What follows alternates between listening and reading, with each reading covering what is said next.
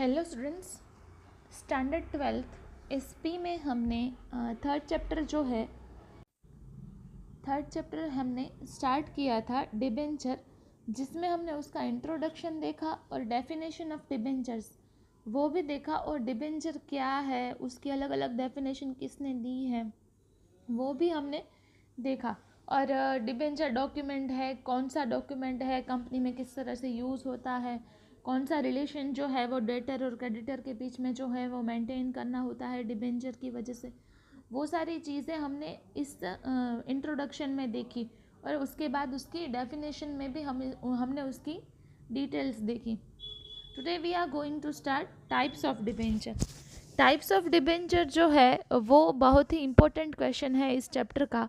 तो आप ये जो क्वेश्चन है वो याद करोगे और इसको बार बार लर्न करोगे, क्योंकि ये बहुत ही इम्पोर्टेंट चैप्टर है। टाइप्स ऑफ डिबेंचर में, for the convenience of the public, the company management issues different types of debenture. A debenture holders give utmost importance to the security of their money. अब उसके types of debenture देखें तो सबसे पहला है mortgage debenture, fully convertible FCD, partly convertible PCD and non convertible तो NCD. ये चार टाइप आपको याद रखने हैं. कौन कौन से? Mortgage, fully convertible, partly convertible and non convertible. ये जो चारों टाइप है वो आपको याद रखने हैं. मोर्गेज डिबेंचर जो है कि द कंपनी बाय इशूइंग सब debentures create charge on the assets which can be fix charge और फ्लोटिंग चार्ज. मतलब कि ये डिबेंचर जो है वो इशू करते वक्त क्या होता है कि असेट पे फ्लोटिंग चार्ज लगता है. The company has to obtain the approval of the trustees of the debenture holders before taking decision regarding this assets. At the time of liquidation, the debenture holders have first right on the assets of the.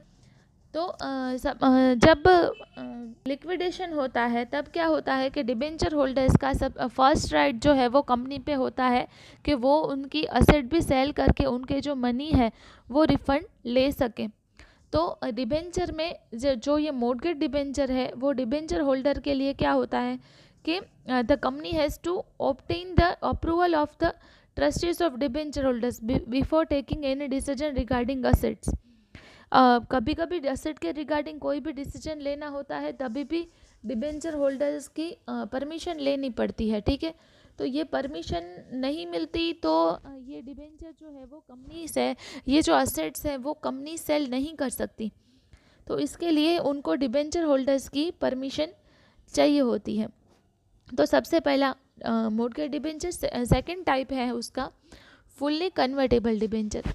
तो ये है in accordance with the agreement with debenture holders on the completion of the specified time period this debentures are converted into equity shares. जो debenture preference में से मतलब debenture में से equity share में कन्वर्ट हो सकते हैं उसको फुल्ली कन्वर्टेबल बोलते हैं.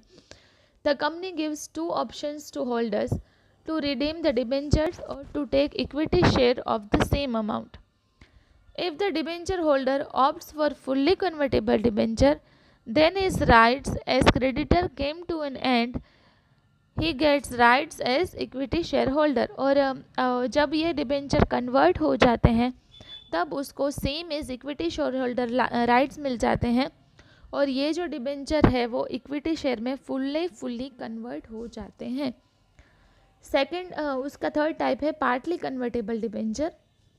तो partly convertible debenture, here the debenture is divided into two parts where one part is fully convertible and another part is non convertible. Equity shares are issued against to be the convertible part while the non convertible part is redeemed.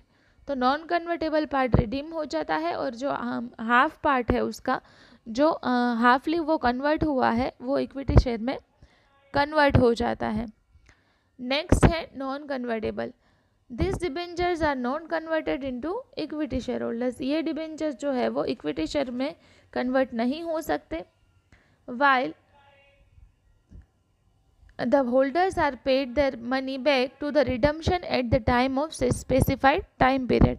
और जो holders है उनको उनकी money वापस मिल जाती है specify time period में। तो हमने टाइप्स ऑफ डिबेंचर्स देखे, there are 4 types of debenture, mortgage, fully convertible, partly convertible and non convertible. ये जो चारों टाइप्स ऑफ डिबेंचर है वो आपको याद रखने हैं और उसको लर्न करना है, क्योंकि इस चैप्टर में एग्ज़ाम ओरिएंटेड बहुत ही कम चीज़ें हैं। वैसे देखा जाए तो सिर्फ 2 ही टॉपिक है, types of debenture and procedure of issue of debenture.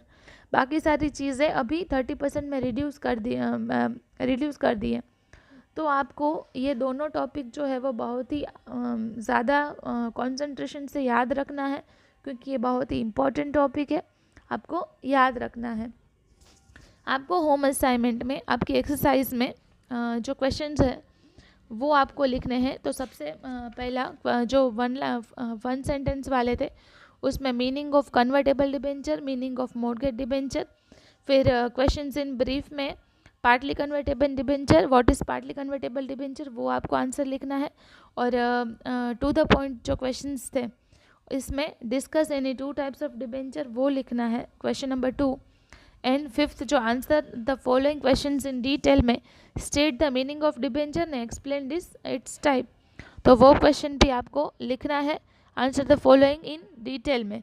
तो ये जो 5 क्वेश्चंस हैं वो आपको होम असाइनमेंट में लिखने हैं और टाइम टू टाइम उसको सबमिट करके भेज देना है। Thank you.